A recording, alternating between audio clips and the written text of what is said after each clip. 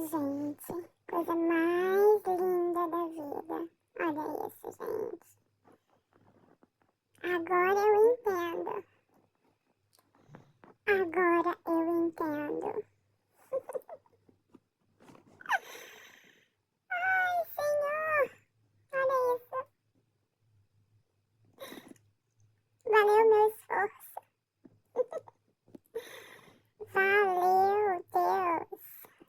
É isso. Agora eu entendo quando a palavra de Deus diz: esforça-te e tem de bom ânimo.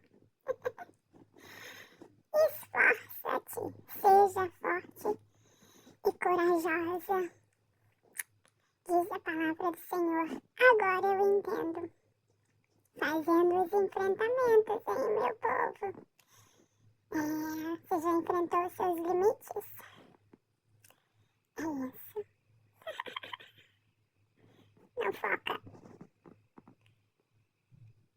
Ai, gente. Ano que vem tem mais.